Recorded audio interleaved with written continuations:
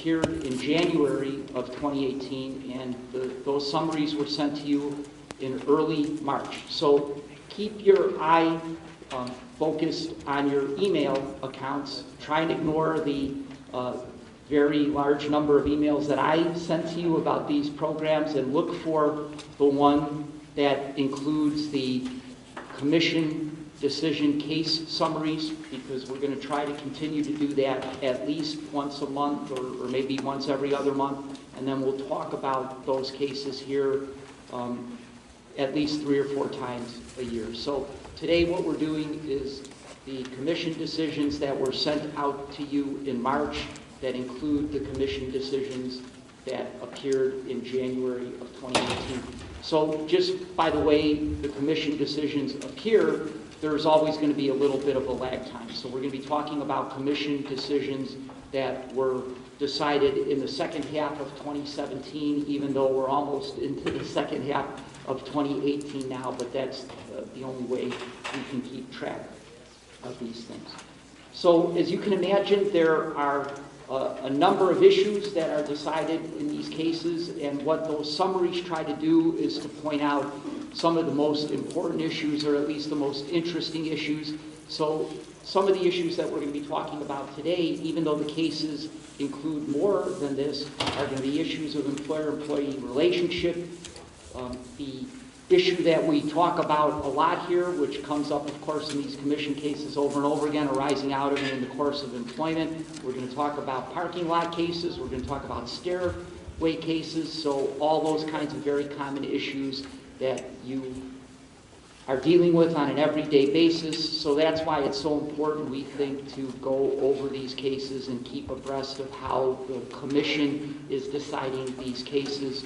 Because as we know, when we talk about the appellate court cases, how the commission decided these cases is really important to the appellate court, especially if the appellate court is applying that manifest way to the evidence standard, right? So understanding the commission decisions is really important, and understanding how the commission is deciding these issues relatively currently is really important, so that you can plan on how to try your case, or how to defend your case, or what issues you want to bring up before the arbitrator and commission. Okay? So any questions about the logistics of this or anything else? All right. Again, this program will be available online in May. So you can watch it for credit online in May. And again, once again, I say that at the risk of not having as large an attendance, going forward, but this program is going to be online in May for credit. All right. I don't know. Are there any other MCLE issues or questions that anybody has that need to be discussed right now? Okay, good. All right. So let's jump right in. The first case that we want to talk about is this case called Hector Covarrubias versus D&M Custom Carpentry. And what this case is about is the employer-employee relationship. One last word that I want to say. On your written materials, you of course have slides which are pretty much cut and paste right from the commission decisions. There's a bunch of typos in those, but that's just because when you cut and paste, some of the things don't translate correctly. I'm sure you can read through it even with the typos. But in addition to the slides, what you have attached to your written materials today are the actual summaries that were sent around in March. So you can kind of follow along with the written summaries here if you like. Later on today, or maybe by tomorrow, on the website, the cases will actually be there. So in addition to the slides and the summaries, the actual cases will be on the website in case you want to delve a little bit deeper into some of these cases. You can actually go to the website and get the cases. I didn't want to give them to you as written materials because, as you can imagine, there are a couple of hundred pages worth of cases, and I just thought that it might be more economical for you to download the cases that you want to take a look at. So back to Hector Covarrubias versus D&M Custom Carpentry. This is an employer-employee relationship case. In this particular case, the arbitrator found that there was an employer-employee relationship, okay, and I'm sorry, it's the other way around. The arbitrator found that there was no employer-employee relationship. The arbitrator found that there was no employer-employee relationship in the case.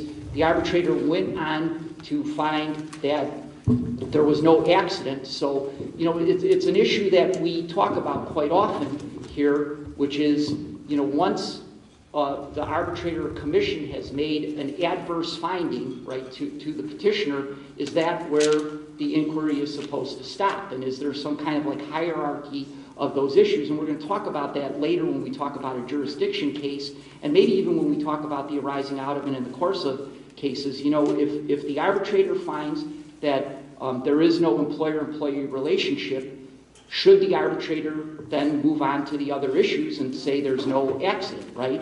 Or you know, some arbitrators will just find, you know, once they reach the adverse relationship, if there's some kind of hierarchy, once they reach the adverse decision, they find that all other issues are moot, right? In this particular case, the arbitrator didn't do that, found no employer-employee relationship, but just for good measure, also found that there was no accident, right? So in this case, the commission reverses on employer-employee relationship, finds that there was an employer-employee relationship, and goes on to find, however, that there was no accident, right? So the commission kind of did that hierarchy of issues, decided that there was an employer-employee relationship, moved on to the issue of accident, and affirmed or found that affirmed the arbitrator and found that there was no accident in the case. The accident issue is in my opinion, the relatively minor issue here. There was some dispute about whether this injury had happened at home or at work. There was an independent witness who came in who said that the petitioner had told him that the injury happened at work. So it was on the basis of that disputed testimony that the commission found that there was no accident. But the more interesting issue, I think, for our purposes and to see how the commission analyzes these things is the employer-employee relationship issue. So let's take a look at that. So here's the facts of the case. Mr. Covarrubias is a carpenter for D&M Custom Carpentry, which is a remodeling company, right? So he's a carpenter working for a remodeling company. The arbitrator decided that he was not an employee of the company because the arbitrator found things like, you know, the petitioner was paid by the hour. He did not work 5 days a week. He used his own hand tools. He provided his own transportation. He was allowed to determine how the job was done. So on those kinds of issues, the arbitrator decided no employer-employee relationship. The commission reverses that finding and finds that there is an employer-employee relationship and cited the factors on which it made that decision. So some of the factors that the commission decided to decide that the petitioner in this case was an employee was whether the employer controlled the manner in which Mr. Covarrubias did the work, whether the company dictated how his schedule was, whether the employer compensated Mr. Covarrubias on an hourly basis, whether the employer withholds income and Social Security from the checks. So those kinds of common issues that we've seen before when the commission is trying to decide employer-employee relationship issues. It cites the Esquinica case, which is a case that we've talked about here previously, and it also cites what I think a lot of us consider to be the leading case regarding employer-employee relationship, because it's an Illinois Supreme Court case called Roberson, right? And Roberson was a truck driver case where the Illinois Supreme Court decided that a truck driver, even though he had signed an independent contractor agreement with the company, was an employee of the company nonetheless for workers' compensation purposes. So Roberson is still alive and well, according to the commission, but if you notice, what the commission does not cite, which is a really important issue in Roberson, is this nature of the business test, right? Does everybody remember what that nature of the business test is? Because in Roberson, what the Illinois Supreme Court told us was that the nature of the business test is really the best way to determine whether that company is directing and controlling the work of the petitioner, right? And just for some of us who don't necessarily remember what the nature of the business test is that if the petitioner is engaging in the type of work that that company does, the nature of the business, then it's more likely than not that that petitioner is an employee as opposed to an independent contractor. So in this case, if you had applied the nature of the business test, which is a pretty easy test to apply, the Supreme Court seemed to think in Roberson that it was a pretty important test to apply. You have a carpenter working for a remodeling company, right? That pretty easy test to apply. I mean, I suppose you could say that carpentry isn't in the nature of the business of a remodeling company, but I think the manifest weight would probably not support that, right? So in this case, if you had applied the nature of the business test, I think you would have decided pretty quickly that Mr. Covarrubias was, in fact, an employee, as the commission ultimately did. The other thing that I found interesting about this case is that there's no mention in this case about the Employee Classification Act. Okay, so let me cite this to you because it's something that I don't know that we all necessarily know about or think about often enough. It's 820 ILCS 185, right? And what the Employee Classification Act does, it's a state law that kind of sets up a presumption that says that anybody who's working in the construction business, who's working for a contractor in the construction business, is presumed to be an employee of that business, right? Unless there's rebuttal to that presumption, right? So when you're dealing with an employer-employee relationship case that involves a construction worker, take a look at the Employee Classification Act, because it's a state law that kind of sets up this presumption and tells contractors what they need to do in order to rebut that presumption. You know, written agreements that have certain terms in them and so forth and so on. But there's a presumption under state law that construction workers who are working for a contractor are employees of that contractor. Yes, Mark?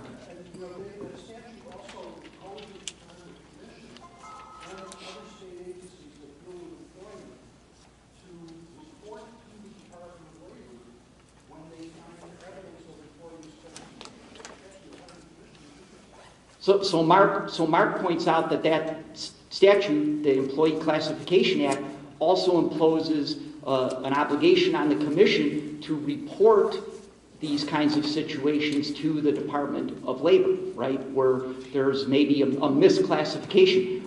There are private causes of action available in that Employee Classification Act to get penalties from employers who are doing this whole kind of thing improperly. So it's an important thing for us workers' compensation lawyers who sometimes deal with these employer-employee relationship issues, especially in the construction field, to know about the Employee Classification Act. So if you haven't looked at it ever or recently, go back and take a look at the Employee Classification Act. All right?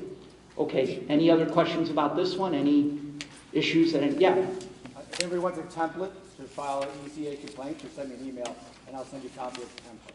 You get $500 a day. So Matt says that he's got a template to file a complaint under the ECA. It's a $500 a day penalty. Yes. So it's you know, maybe it's worth pursuing. It also serves as issue preclusion because once you have an adjudication that is an employee, then it's not res judicata, it's issue preclusion. The issue's been precluded, and the commission can't reverse it. So Matt brings up another point under that ECA Employee Classification Act, that there's issue preclusion if the Department of Labor finds that, you know, the employer didn't do this the right way and that construction worker is an employee as opposed to an independent contractor, then that issue has been decided, and it would be, the commission would be precluded from deciding the issue in any other way. Okay? All right, anything else? Yes, Mark?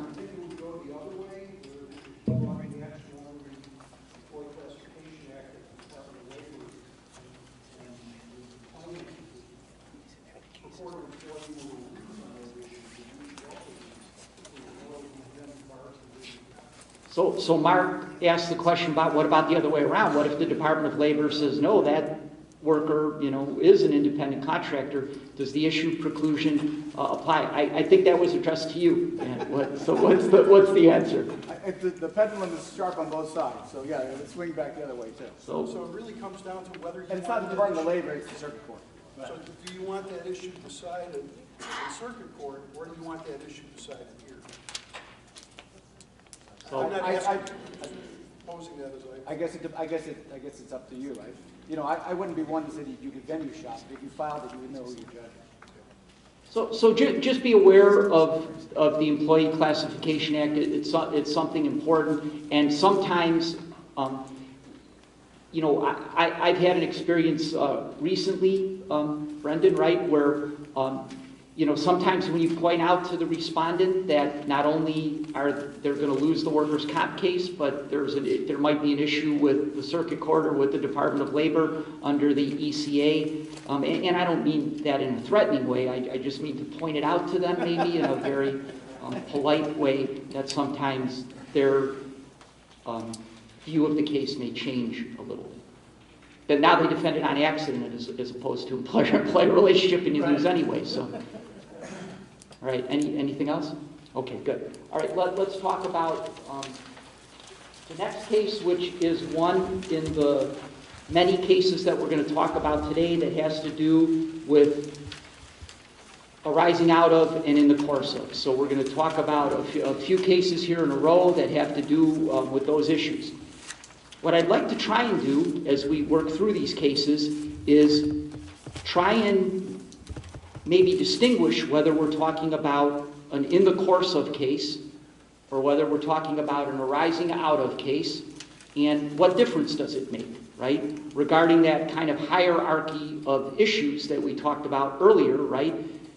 If it's decided that the petitioner is not in the course of his employment, do you have to then analyze whether the injury arose out of the employment and vice versa, right? I mean, which one do you do first? Do you analyze the arising out of first, or do you analyze the in the course of first? And I think it makes a difference. I think you're going to see that in some of these cases, if not most of these cases, the commission is not really telling us exactly which prong they're deciding, right? Are they deciding that the petitioner loses on in the course of, or are they deciding that the petitioner loses on arising out of? Often you'll see the commission just say, you know, the petitioner failed to prove that the accidental injuries arose out of and in the course of the employment period, and you're left to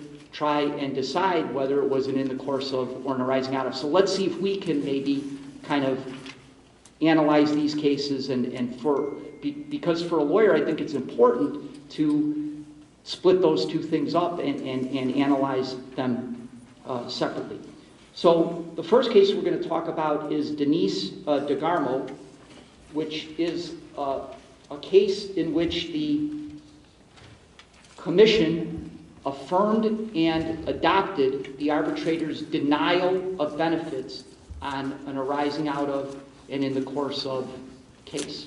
All right? So DeGarmo is not necessarily a parking lot case, okay? I think it's more like the Dukic case that we talked about a few months ago, the appellate court case, which involved the employee walking out of the school and slipping on the rainwater on the walkway. So I don't know that DeGarmo is necessarily a parking lot case as much as it is a walkway case, all right? So in this case, I think pretty clearly what the commission has decided is that Ms. DeGarmo is in the course of her employment. In fact, in this particular case, they actually do split out the issues and decide that she's in the course of her employment. Why do they decide that? Let's talk a little bit about the facts. She's a teacher at Southern Illinois University in Edwardsville, and at the end of her day, she's walking out of the building carrying some materials, and her foot gets stuck in a gap in the walkway. And if I'm picturing this correctly, according to the facts of the case, what these are kind of like these paving stones, you know, so that you have like interlocking paving stones, and in between the paving stones, there's always a little gap. And in Ms. DeGarmo's case, sometimes those gaps were filled up with caulk, and sometimes they weren't, depending on the weather. Her testimony is that her Birkenstock, you know, so college professor, right, her Birkenstock sandal gets stuck in the gap, right, of the, where there was no caulk between those paving stones, and that's what causes her to fall, all right? The commission decides that, I think, anyway, you look at the factors that they talk about, the commission decides that because the employer owned and maintained and controlled that property where she fell, that even though she wasn't working, you know, she was leaving work for the day, right? Even though she wasn't working, she was still in the course of her employment, right? Why? You know, it's that issue that we've talked about before, right? Kind of this little zone of safety that you get both in terms of, you know, geography and in terms of time before and after work, right? You know, you're still covered under workers' compensation when you're on your employer's premises, a little bit after work or a little bit before work, as long as you're on your employer's premises, right? So I think it was on that basis that they decided that Ms. DeGarmo was still in the course of her employment when she got her sandal stuck in this gap and fell. But the commission, affirming and adopting the arbitrator, decided that it did not arise out of the employment, okay?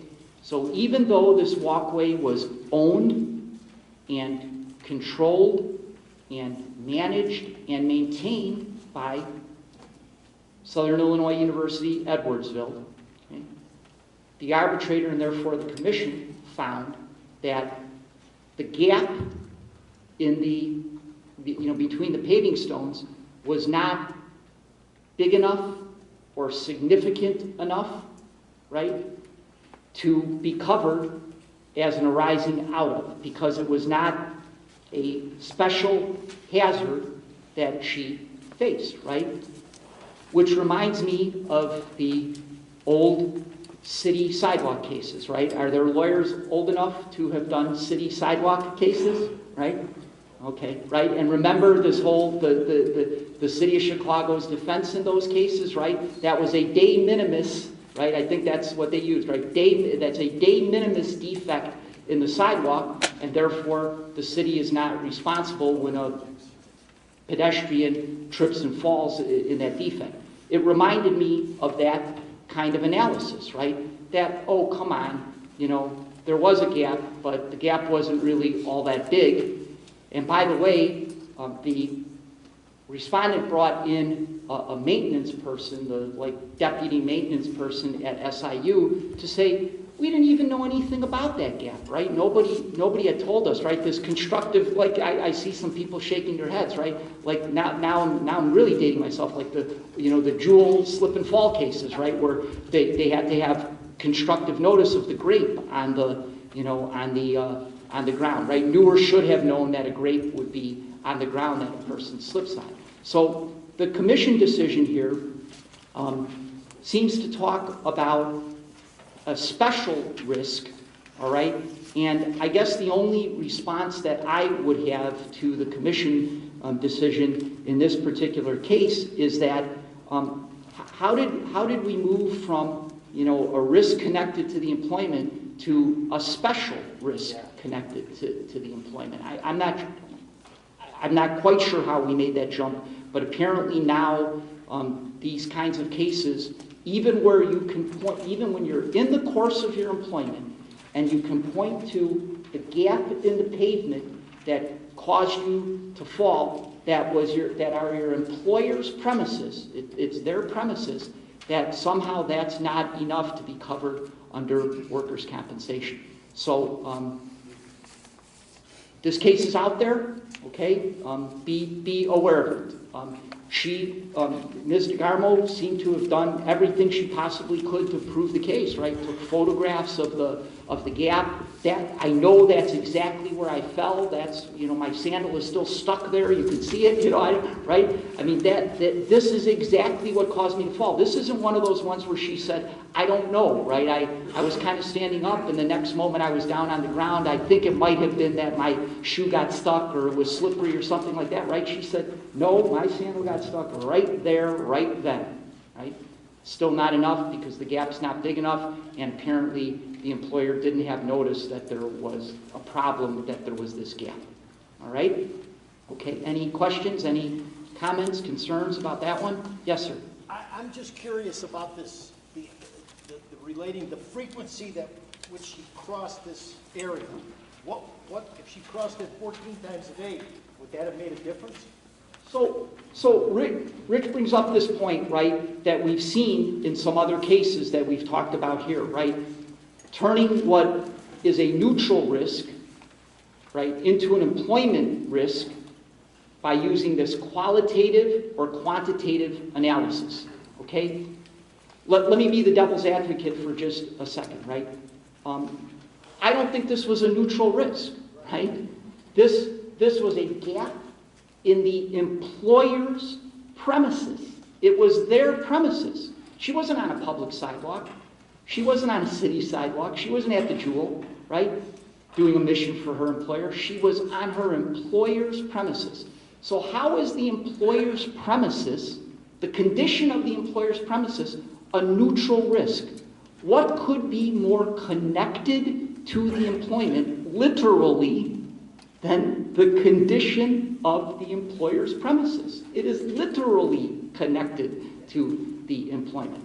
So, but let's presume that it was a neutral risk instead of being an employment risk. One of the ways to turn in a neutral risk that we've talked about before, especially in cases involving stairs, because that's how the one case kind of developed that theory, right? The Village of Villa Park case that we've talked about here, right? This idea that a neutral risk can become an employment risk because the employee has to encounter that risk many times a day, right? What is many? Well, in Village of Villa Park, I think it was 6 or 8 times up and down the stairs. That was a quantity that was big enough to turn that neutral risk of going up and down stairs into an employment-related risk. So that's why the commission talks about the qualitative analysis, right? Because they say this is a neutral risk, you know. I happen to disagree that it was a neutral risk, but that's what they said, and they said there was no testimony or no evidence about how many times she had to cross over that gap. All right? I suppose it could be inferred, right, that she had to do it at least twice on that day, right, to get from her car to where she was going and then back to her car, so at least twice. So you're not quite up to the Village of Villa Park standard of 6 or 8, but you got 2 in your pocket. So, I mean, unless she was able to, you know, go around in some other way. And then, of course, right, you get into those issues about choice, right? The choice she made, right? We've talked about many cases where the commission and the appellate court seem to say that the choice the petitioner makes matters, right? She could have taken the elevator instead of the stairs, right? She could have drank the coffee inside the building rather than go out for the Starbucks coffee, right? Remember those cases that we've talked about, right? So So even if you prove that she did it many times a day, you might still encounter this argument, well, she didn't have to. She could have gone the other way around. If that gap were so big that it was causing a hazard for her, she could have gone the other way around, I suppose, right? Yes? Where does the concept of notice of defect come into play in the neutral risk analysis? So Larry asks, where does the concept of notice of the risk come in, right? Where does that come in, even in a neutral risk analysis? I wish I could answer that question. I just don't know. Yes? You wonder whether you consider hiring an expert who's an engineer or an architect to say that kind of a gap and that kind of pavement is a violation of the building codes or a safety hazard, and ultimately whether that changes the complexion of So Dave brings up the point, maybe you hire an expert who says, yeah, that should have been caulked, or that it's a violation of the building code, or the safety code to have that gap there the way it is. Okay? Yeah, I suppose you could. I hate to concede that, though, Dave. Right? I mean, at some point I'm going to have to, even as thick-headed as I am, I'm going to have to concede that what I'm trying is a negligence case. Right? I mean, at some point I'm going to have to. I guess I'm going to have to just concede that. I'm going to go to my grave trying not to concede it, but at some point I'm going to have to concede it. Yes. So the question is, this sounds like a negligence claim, and I couldn't agree more, right? So now, you're going to see here, and there may be a common denominator that runs through some of these cases, and maybe I'm just too cynical about this, but you're going to see here that some of these arising out of cases that turn out badly for the petitioner deal with public entities, right? Like Dukich and SIU, right, where there's like taxpayer money involved. So I may be too cynical when I'm saying that, but there, I think maybe if you added up all these cases and compare them side to side, you might see maybe a bit of a trend there. So I don't know if that makes a difference, but it may be something you want to keep in mind as you're moving forward. All right, anything else about that case? All right, let's talk about Ashby, okay? And Ashby is a stairs case, all right? Ashby is a stairs case. So in this particular case, once again, the commission affirms and adopts the arbitrator's denial of benefits, okay? But I'm not sure in this case it was made very clear to me anyway, and maybe some of you can help me with this, by the commission, whether the commission was analyzing this as an in the course of case or as an arising out of case. The DeGarmo case that we just talked about, right, commission clearly says this is an arising out of, right? She's in the course of, clearly arising out of. I'm not so sure it's clear in Ashby, so let's see if maybe we can flesh that out a little bit, okay? So here's the facts of Ashby, right? Petitioner is a dishwasher. He's coming in for his shift for that day, and he's got to go up to a second floor that the employer has some connection to. Read the facts. I'm not sure exactly what it is. There was like a club up there or something. So, and sometimes the restaurant would have events up in the club. But anyway, he's got to go up there in order to clock in. When he is going up the stairs in order to punch the clock to show that he was at work for the day, he slips and falls on the stairs, right? So that's the kind of facts in Ashby. He hasn't punched in yet. He's on, maybe he's in that zone of safety, like the DeGarmo was, because he's there on the employer's premises, a few minutes before he's going to clock in, and maybe he's not. The commission says that the critical issue in this case is not the fact It's not critical that the public, that the general public was able to use those stairs too, to get up to that club or whatever the restaurant space was up on the second floor. So to me, that seems to kind of imply that he is in the course of, right? If it's not critical that the general public was there, is he in the course of? I'm not sure it was made very clear. But in any event, the commission affirms and adopts the arbitrator's denial of the case because they say that there was nothing wrong with the stairs, right?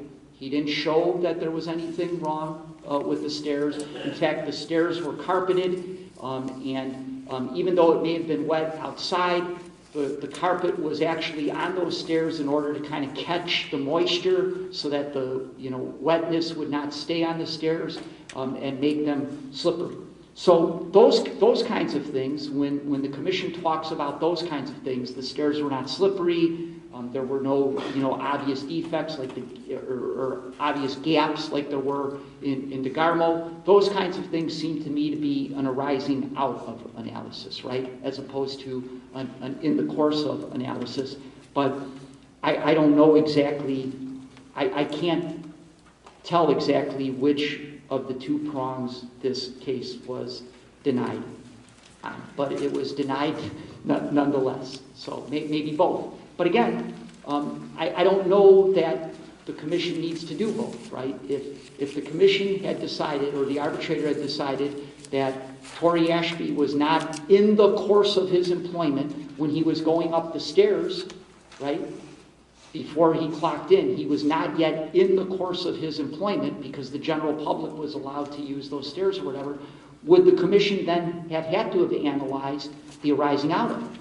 And what difference would it have made even if he said there was a giant tear, right? There was a giant tear in that carpet, and that's what got my foot stuck. And the employer knew about it because I had told the employer 2 weeks early, or hey, you got to fix that giant tear in the carpet where my foot's going to get stuck, right? Right? What difference would that have made if he was not in the course of his employment at the time that happened, right?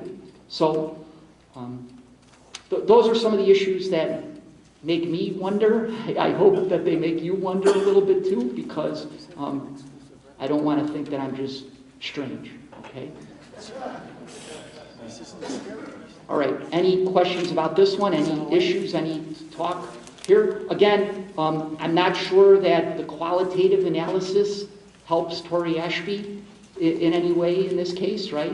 Maybe it does, maybe it doesn't. Maybe if he said, look, as a dishwasher, I'm constantly up and down those stairs, bringing dishes up, clean dishes up and dirty dishes down. And, besides which I have to get up there to clock in and get back up there to clock out and change my clothes or whatever it is, right? So would the qualitative analysis maybe help Torrey Ashby? It might have, I suppose, but he still would have had to have overcome in the course of, right? Because if he's not in the course of, who cares if the qualitative analysis turns the neutral risk into an employment risk? He's not in the course of his employment yet, right? Okay. Anything else? Any other questions? Okay. All right, good. Stuart Sanders is a case in which the commission once again affirmed and adopted the arbitrator's denial of benefits. And again, state of Illinois here, so public entity, taxpayer money involved, right? So in this particular case, it's a correctional officer who is playing basketball on his lunch break. There's some question about whether he's paid for the lunch break. Is he a salaried employee? Is he paid by the hour?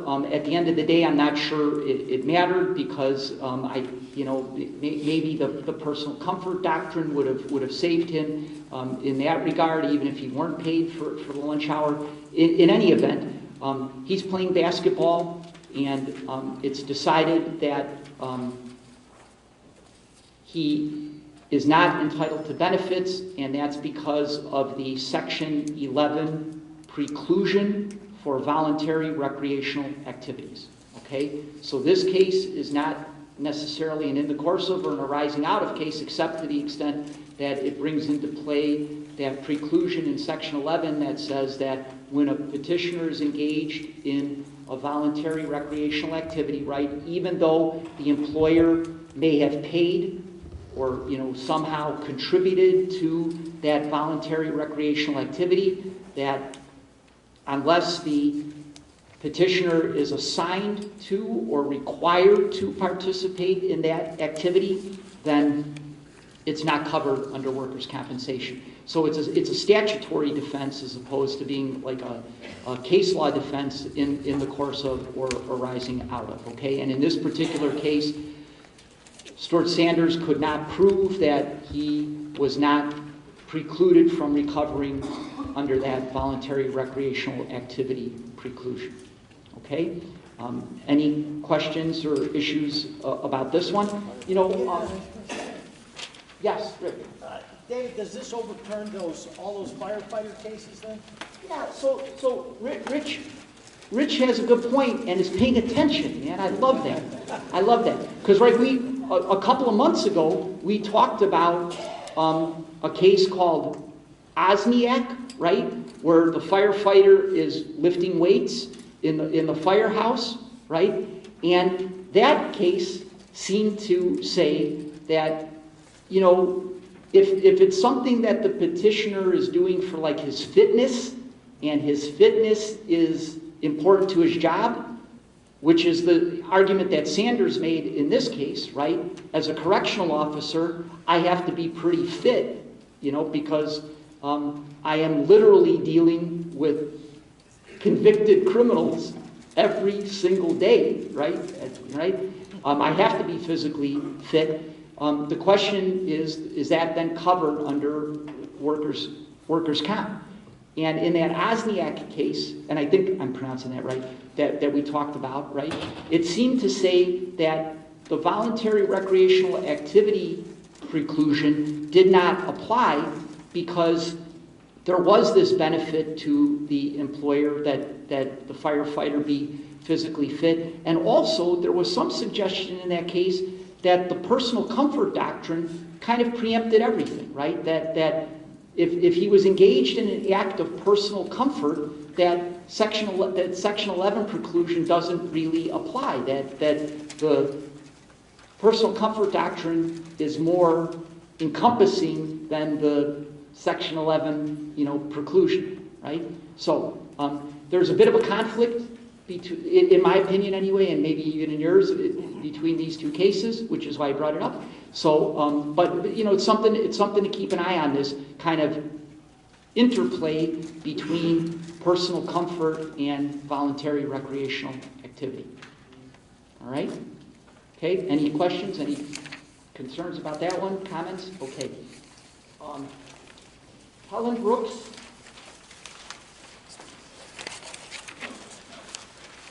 Is a parking lot case, finally. So we've been talking a lot about parking lot cases. We finally get to a parking lot case. So Helen Brooks is a case in which the commission reversed the arbitrator's award of benefits. All right. So the arbitrator awards benefits, and the commission reverses that award of benefits. Right. Again, think about this. Let me know your thoughts on it. Is this an in the course of case, or is it an arising out of case? All right. What the commission said was that the petitioner failed to prove that the respondent provided or controlled the lot where she fell. And then even though it's provided or controlled the lot, the commission goes on to say both of which were required in order for the parking lot exception to apply. So the word or is there, and the commission then goes on to say both of which were required, right? So that's there for your consideration. And in this particular case, she was working for the Kankakee School District, apparently at a location called the Co-op, where there were some other school districts and some other educational facilities going on, and this parking lot where she fell was shared by that co-op, right? And so the school district's argument in this case was, we don't own the lot, we don't control the lot, we don't maintain the lot, we don't manage the lot. That's up to this entity called the co-op to do, right? And therefore, because the lot was not provided by the Kankakee School District or controlled by the Kankakee School District, the petitioner is not entitled to workers' compensation benefits when she falls on the ice in that parking lot, right? So is that provided for or controlled? Is that in the course of, right? She's leaving for the day, right? She's completed her employment. She's leaving for the day, going out to her car. So is that in the course of issue, or is it an arising out of issue when the commission says she's not covered under workers' compensation under these circumstances? All right? Well, anybody want to, Mark? It's in the course of, she's off the employee premises. Okay, so Mark says it's an in the course of thing, right? It's an in the course of thing because unlike DeGarmo, right, she's no longer on her employer's premises, right? She's off of her employer's premises. So now she's no longer in that little zone of safety, right? That geographic zone of safety. Maybe she's only a few minutes away from when she clocked out, but she's no longer in the geographic zone of safety because she's no longer on her employer's premises, right? So that's a really important way to analyze these kinds of parking lot cases, right? If the employer controls or provides the parking lot, right, maybe the petitioner is still in the course of when they're out in the parking lot, right? And now you're just left to decide the arising out of issue, right? Okay? All right. Anything else? Any other questions or issues about this particular one? Okay. All right.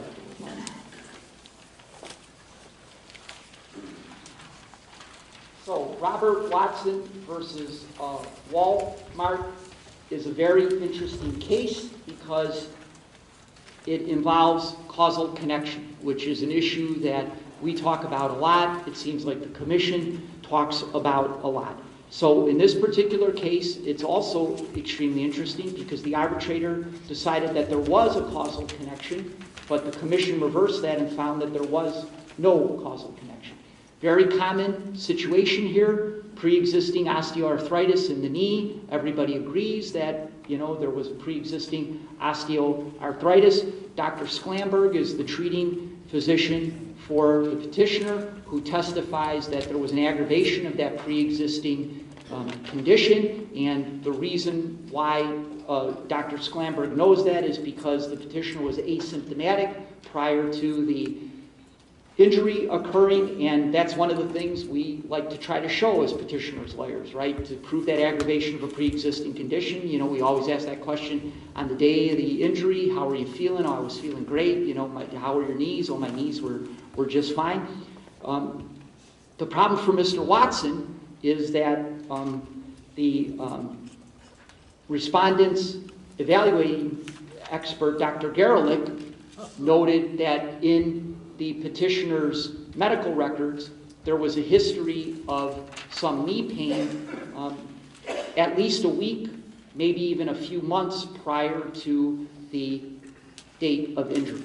So the commission reverses the arbitrator's finding of causal connection because the commission says that the arbitrator was wrong to rely on Dr. Sklamberg's opinion because Dr. Sklamberg's opinion was flawed. And it was flawed because Dr. Sklamberg presumed that the petitioner had not been experiencing any knee pain prior to the date of the injury, whereas Dr. Gerlich had been able to point out in the medical records that there was at least some history of some complaints of knee pain prior to the date of the injury. They were kind of vague, as they sometimes are, Nothing, you know, that pinpointed a specific injury prior to the date of accident or anything like that. But, you know, kind of these vague, you know, my knees were hurting a few weeks before the injury took place.